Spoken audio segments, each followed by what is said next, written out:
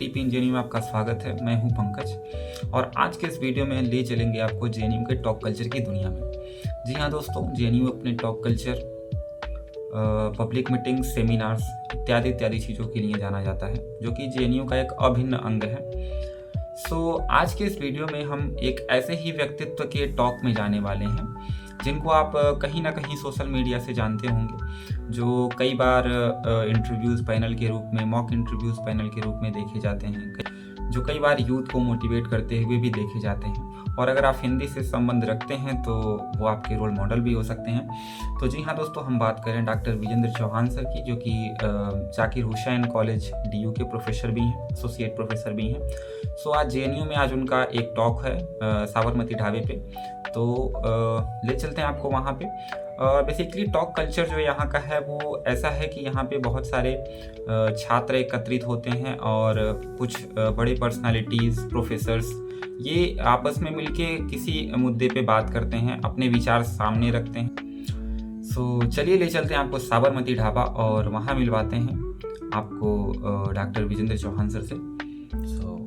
Hello friends and comrades, मेरा नाम निगम है। मैं पीएसए की तरफ से आप सभी को क्रांतिकारी इस्तकबाल और लाल सलाम पेश करती हूँ।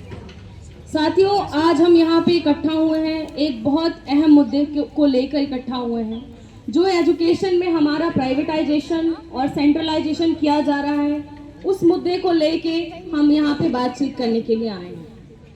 उसके लिए यहाँ पे हमारे साथ दो स्पीकर्स हैं। पहले स्पीकर हमारे अविनाश सर हैं, जो जेएनयू में डेवलपमेंट एंड लेबर स्टडीज़ में फैकल्टी हैं। दूसरे स्पीकर हमारे विजेंद्र चौहान सर हैं, जो डीयू में जाकिर हुसैन कॉलेज में। मैं जब जेएनयू जैसे इंस्टीट्यूशन में आता हूँ, आप लोगों के बीच आता हूँ, तो मुख्यतः उम्मीद देखने के लिए आता हूँ। ये मेरा शायद इसी प्रांगण में मेरे ख्याल से तीसरा या चौथा वक्तव्य होगा।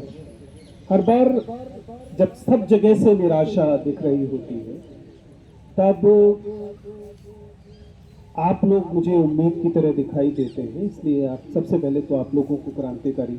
नॉर्मली मैं जब एजुकेशन सीख रहा था, I was a student of central institute of education, CIE as it is called, department of education. और वहां पर जब हम लोगों को यह सिखाया जा रहा था कि विद्यार्थियों को कैसे पढ़ाना है, तो हमें बताया गया कि there are 4 components in any teaching learning process. और इसके लिए याद करने के लिए, जैसे होता है ना यूपीएससी की परीक्षा में आप लोग छोटे छोटे फॉर्मूले गढ़ लेते हैं, तो हम लोगों को जो फॉर्मूला दिया गया था वो था teacher teaches John English. The 4 components are teacher, teaches means teaching learning process, John is the student, and English is the subject matter.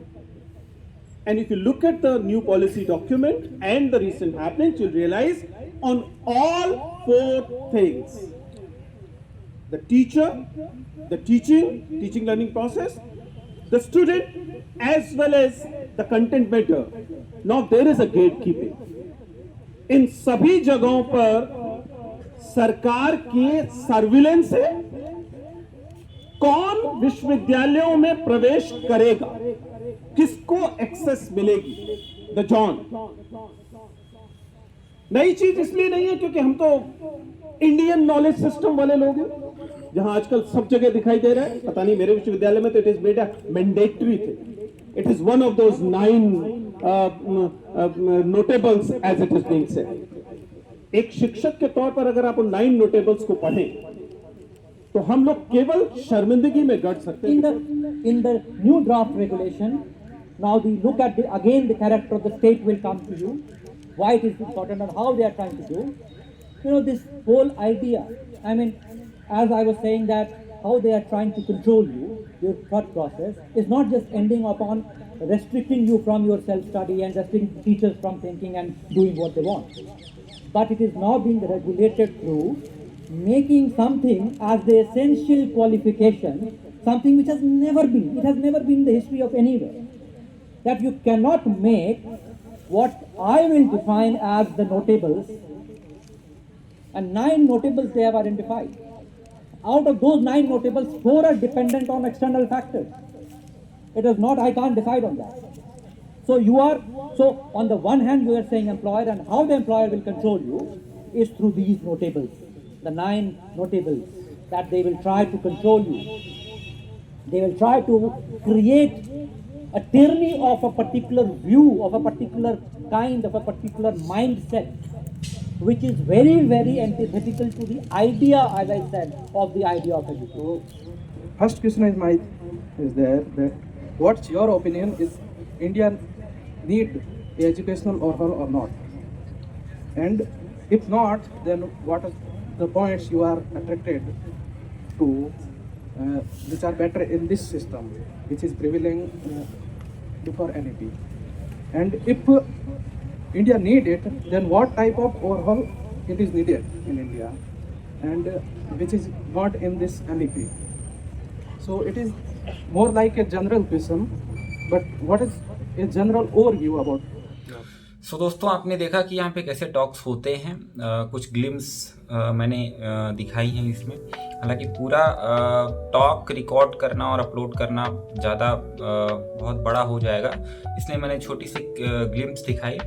तो दोस्तों, यही है जेएनयू की खूबसूरती। अगर आप यहाँ आते हैं तो आपकी पर्सनालिटी में बेहद ही सुधार होगा। और मैं ये नहीं कहता कि पर्सनालिटी में सुधार और कहीं नहीं हो सकता है, इसके लिए जेएनयू आना पड़ेगा, लेकिन यहाँ पे आपको वो इन्वायरमेंट मिलता है।